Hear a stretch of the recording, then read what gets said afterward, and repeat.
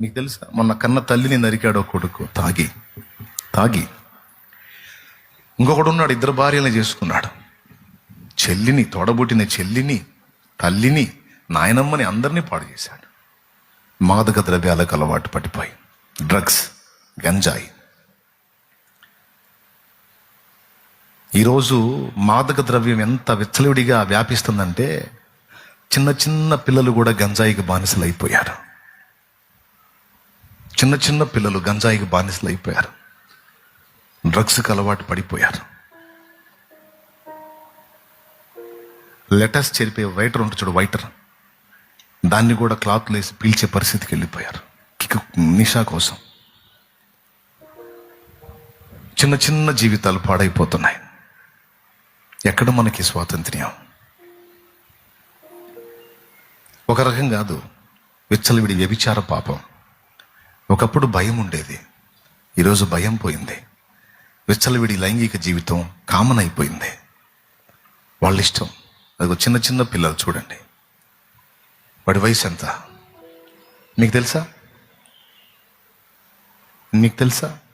7th class చదివే పిల్లలు వాళ్ళ క్లాసుల్లోకి వాళ్ళ నాన్న ఇంట్లో తాగేటువంటి బ్రాందీ సీసాలు తెచ్చుకొని క్లాసుల్లో తాగుతున్నారని మీకు తెలుసా? నాకు తెలుసు. ఆడపిల్లలు సిగరెట్లు తాగుతున్నారని మీకు తెలుసా? 10th క్లాస్ చదివే ఆడపిల్లలు సిగరెట్లు తాగుతున్నారని మీకు తెలుసా? డ్రగ్స్ తీసుకుంటారని మీకు తెలుసా? వాళ్ళ ఇంట్లో వాళ్ళ నాన్న తాగి మిగిల్చినటువంటి సీసాలను పోగు చేసుకొని తీసుకొచ్చి ఒక ఆడపిల్ల తాగి మిగిలిన పిల్లలకు కూడా ఇస్తున్నాను మీకు తెలుసా? ఇవన్నీ నా దగ్గరకు వచ్చినాయి.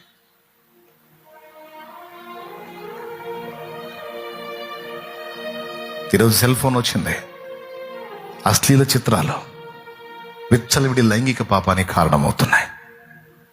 పసిపిల్లల్ని పాడు చేస్తున్నటువంటి దుర్మార్గులు ఈరోజు సమాజంలో కనపడుతున్నారు, చిన్న చిన్న పిల్లల్ని. ఎందుకు అలా అవుతుంది? చిన్న చిన్న పిల్లలు పాడైపోతున్నారు చిన్న చిన్న వయసుల్లో. ఎందుకు అలాగైపోతుంది పరిస్థితి? అశ్లీల చిత్రాల ప్రభావం. ఈరోజు స్మార్ట్ ఫోన్స్ అందరికీ అందుబాటులోకి వచ్చినాయి. తండ్రి ఏమాత్రం ఎవరు పాటుగా ఉంటే ఆ సెల్ ఫోన్ తీసుకొని పర్సనల్గా వెళ్ళి చూడకూడని చూసి మళ్ళా అవన్నీ డిలీట్ చేసి ఏం ఎరగనట్టు అక్కడ పెట్టేసి వెళ్ళిపోతా ఉన్నారు.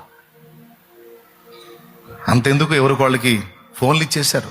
అదేంటంటే ఆన్లైన్ క్లాసెస్ అని కరోనా టైంలో అందరికీ ఫోన్లు అందుబాటులో, పిల్లలకు కూడా ఫోన్లు ఇచ్చేశారు.